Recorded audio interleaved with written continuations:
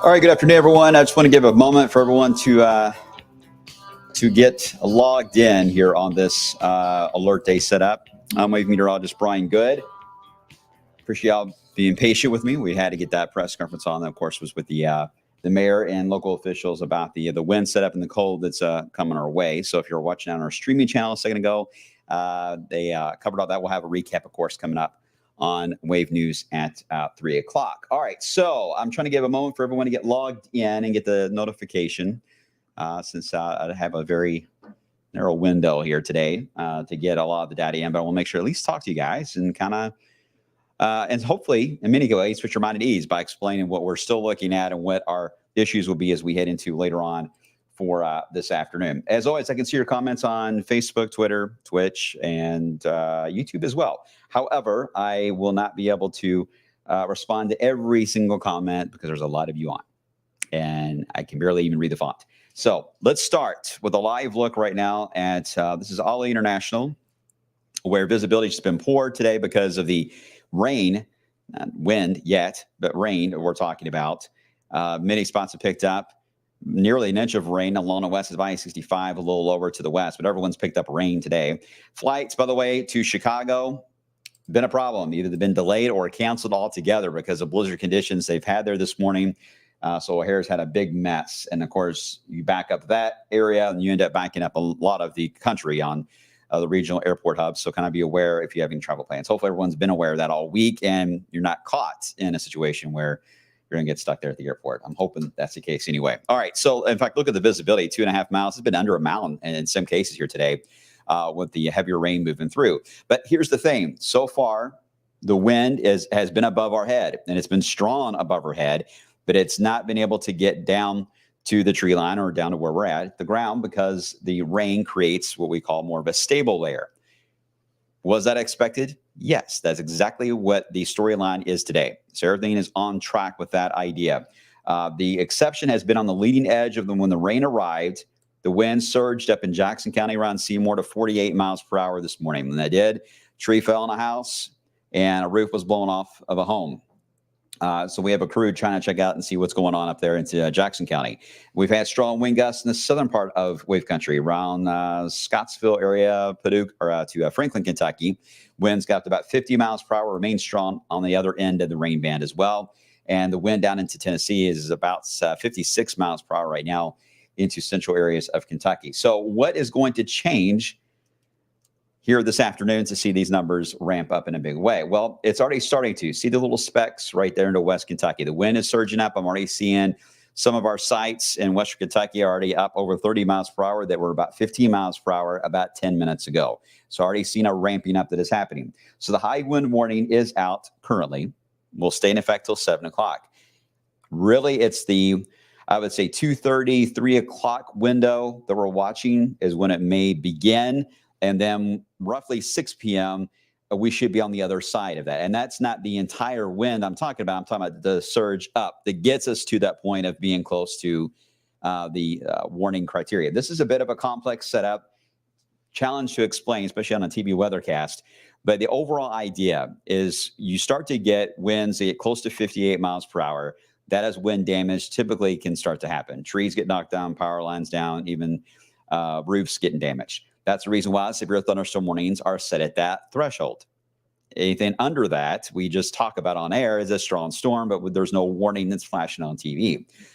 In this particular case, the winds can get to that level today, but it'll happen in a few different ways. And in some cases, it may happen when the sun is out, not with rain in the area. In fact, we are not really sold yet. We're going to get thunderstorms to even form. So if we were to get lightning and thunder, the Weather Service says they will handle that as a severe thunderstorm warning if the wind can get close to 70 miles per hour, which we are not expecting right now. I don't see any signal for that. At least I hope not. I didn't jinx it.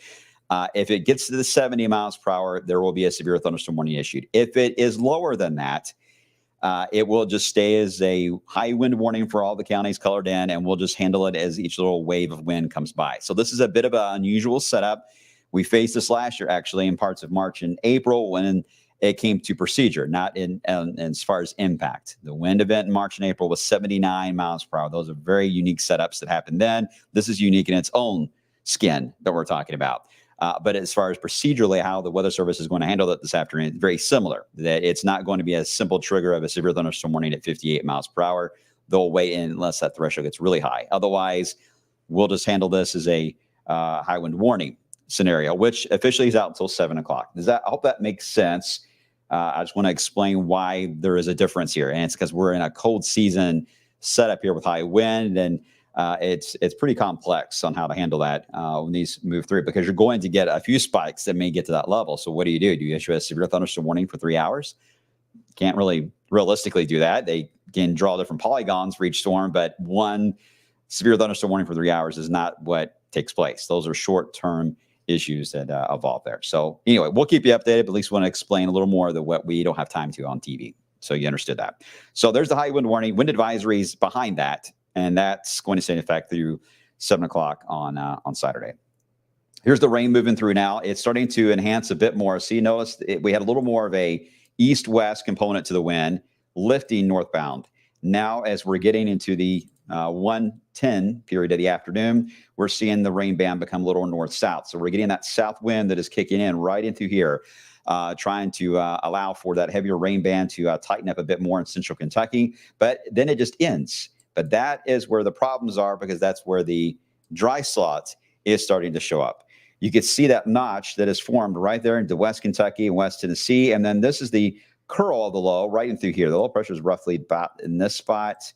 We've dropped, I believe, down to about 29.28 is our pressure right now if you have a home barometer, and it's dropping rapidly. Don't quote me on that, because it may be lower than that now. But that low is deepening rapidly as it heads into Indiana. So at the same time, we do have strong winds above us. There's actually two different wind belts that'll take place, but the main one above our heads is the one that can be tapped into and allow for the wind to get to the ground level.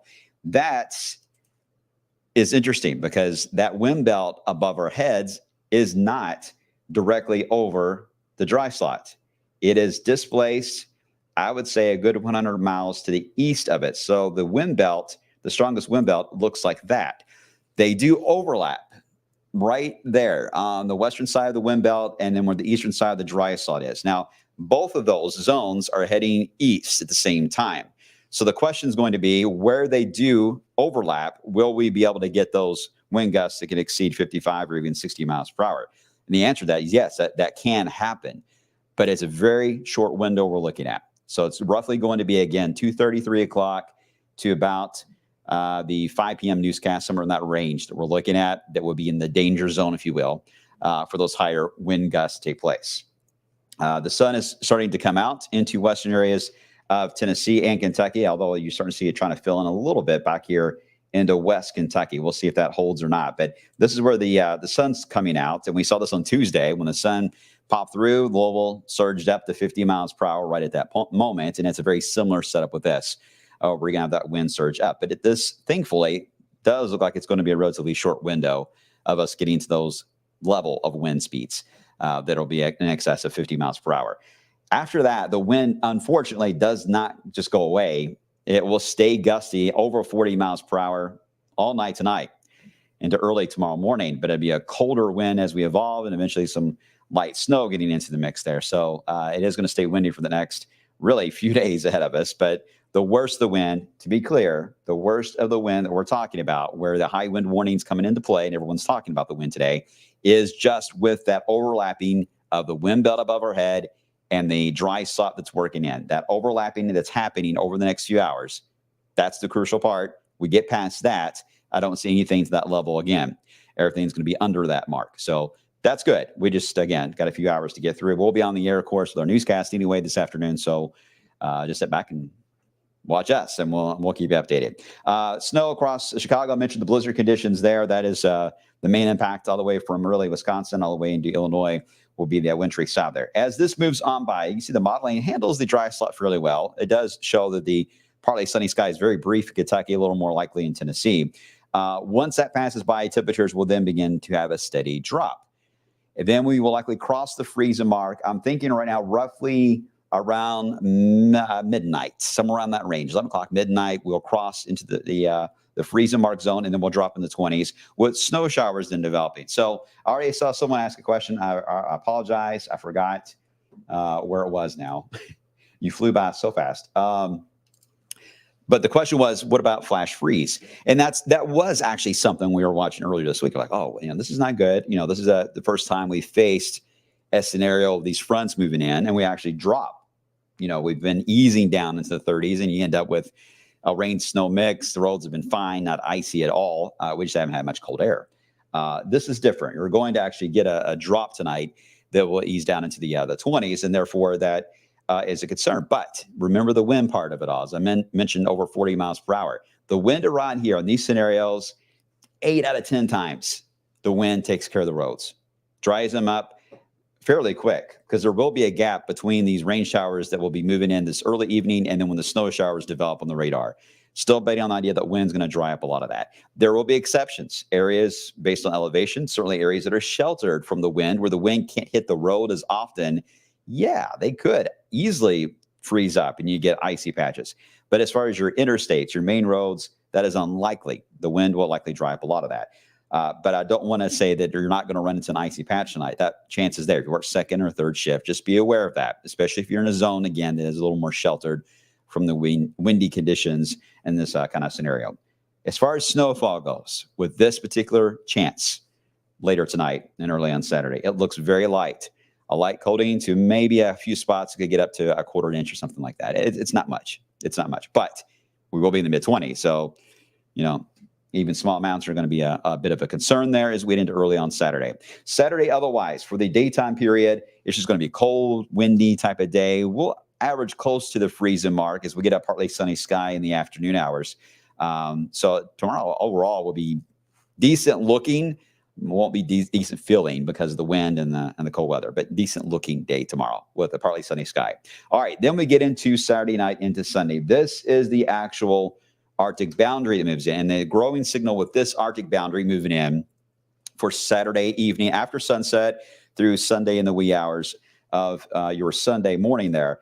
This Arctic boundary, as it sinks in, it'll be elongated, and it'll be sliding to the south and east right across Indiana, northern Kentucky, then central, then southern Kentucky as we get into Saturday night. Not a lot of moisture with this, but Arctic boundaries tend to wring out whatever they can as they move through. So there will likely be a broad area of very light snow that will just develop on the radar. Temperatures will be dropping, the wind will be kicking up, and we'll be easing down into the single digits as we head into your early Sunday morning. All right, so here we are at 4:30 on Sunday. This model says 11, 5 in Evansville. Gusty winds may have a light coating or a dusting of snow on the road, so there will likely be some slick spots early on Sunday. But the concern here, and this is the reason why I did go ahead and add another alert day today to Sunday, is because the wind is going to be strong. And if we even just have a little light coating of snow, we need to watch that. But the numbers are trending colder Sunday morning. I don't think we're going to get down to 3 for an actual temperature, but I think single digits are certainly on the table for early Sunday. And I think wind chills below 0 are likely Sunday morning. In some cases, those in Indiana may drop below 10 below 0 at times early on Sunday. So that's really cold stuff. before we even get to the Monday and Tuesday cold that it's getting a lot of attention, we can't discount Sunday. Not a lot of you all know are going to probably be out on Sunday. A lot of you probably altered plans already for the holiday weekend here, but just be aware it will be quite cold Sunday morning with maybe a light little coating of snow on the ground at that point in the day. It's going to stay cold on Sunday, and then we get into the snow for Monday and early Tuesday. This is where this model stops. It can't see beyond this period of 3 a.m. Monday. But you see what it's doing. It's stretching out a band of light snow and temperature around 12 degrees. Okay, so this is where we get into the complex setup of how things are going to evolve for Monday and Tuesday. There are two distinct chances here to get snow during that particular time period. One is going to be with a stretched out band, as you saw there on the previous model, that will break out roughly Sunday night into Monday. There will be a band of very light snow that will develop in an east-west fashion somewhere in the Tennessee or the Ohio River Valley. In that zone, you can get a light coating that will take place, but temperatures, again, will be frigid. So even a light dusting of snowfall there can lead to some problems with slick roads. And that would cover Monday morning more than anything. After that wave moves by, we have more energy that will then be diving down. So here is your Sunday into Monday wave. And then here comes the next one that's right on its heels that is going to be your Sunday or your Monday to Tuesday one. This one's the one that's going to curve up the coast. This is where the snow shield on the northwest side of the track of the low is going to actually expand. As it does expand, it's expanding into very cold, in some cases, record cold air. It's the Midwest and the Great Lakes. It's expanding into that. That is where you're going to get just a general light snow. I will say the trend over the past 24 hours is not for a big snow. It's not. Everything has been coming in on the lower end. I'm talking like a quarter inch, an inch, something like that is what the numbers are showing. That's fair. We're not ready to do snow numbers yet, but I think that's a fair amount to show this kind of a setup, especially when it's barely showing anything on the liquid equivalent of this, barely anything. If it were drizzle or flurry or drizzle and light rain showers, that's basically what it would look like. But it's so cold, you're going to get more out of it when you freeze it up. Therefore, you end up with a little more of a light snowfall accumulation. I know the Euro model has not been showing much, but this is an anomaly event for one. And secondly, moisture levels, again, the models, the output they have is not going to fully capture. When looking at the other layers of the atmosphere, you certainly see moisture is there. So it's just a matter of being able to squeeze it out and allow snow showers to break out. And we tend to see that in Arctic air masses on the edge like this. It ends up being a little more of a snow showery setup than what the models show. Again, amounts don't look excessive at all. But with it being so cold, you're going to run into just slick roads out there and travel. So just something to monitor. Certainly, the risk is higher the more south and east you are from Louisville. Southern Kentucky, Eastern Kentucky, that signal is fairly strong on that area having more of a risk of snowfall accumulation than, say, northwest of Louisville toward Salem or Paoli. I still think it will get a bit of snow, but it won't be to the point of adding on a little more on the moisture and accumulation side that you'll see to the south and east. Appalachian Mountains, all the way through the Smokies there, yeah, they'll end up probably with much more in the higher elevations there. But this system overall, again, this normally would not get attention on snowfall. It really wouldn't. But it's the fact that we're so cold that light snowfall can slicken the roads up. Now, here's the other issue. You end up with a coating of snow on the ground. This then changes our temperature forecast when it comes to highs and lows and the wind chill. We're trying to account for the idea we're going to get a little snow on the ground. So we've been trying to show the numbers to reflect that idea. We just don't know how much snow yet, because that matters. Because when you have the ground covered in an inch or two of snowfall, that then allows the thermometer to really just tank way more than models can ever pick out. So we have to adjust it as meteorologists, which is one thing the models probably will never be able to get fully right. But we are looking at that. So, but we have to see how much is going to fall first. And that's the frustrating part. I was dark-headed a few days ago. The gray came out of nowhere. This moves on by, and then we may have another chance of maybe some wintry weather toward the end of, well, let me fast forward that, toward the end of next week there, but I'm not ready to talk about it. Not yet. I got enough on my plate. All right, so are there any questions I can try to answer at the moment? I'll try to start backwards here. Laura Lee, will the winds be bad by the time buses start rolling? Yeah, well, I don't. Depends on when buses start rolling. I can't keep up with that anymore around here. It will be windy. That wind surge is something we're going to be watching. It's not going to be the same when you deal with a wind field like this. You're not going to get the same measurement on the speed in every area. Everything is on potential base and it surges. Sometimes the sensor doesn't always catch it at the right exact time. So it'll be varying. So yeah, I do think in general though that 2:30, 3 o'clock window, roughly about an hour from now, into about the 5 o'clock newscast, maybe the 6 p.m. show, but likely the 5 p.m. That's the window to watch for those gustier winds. So if you have kids on the buses today and you just want to make sure they're okay, just meet them at the bus stop, make sure they get home safely there. Otherwise, I'm sure the bus drivers are fully aware of what's going on, and they're probably going to be just taking everything a little slower today. So be patient with them, as you really can't drive very fast with strong winds. You just got to reduce your speed. And if you're on the road today, just be careful when you pass the semis because they'll begin to wobble a bit with some of these wind gusts, and be careful passing them too. So take care of yourselves as you venture out.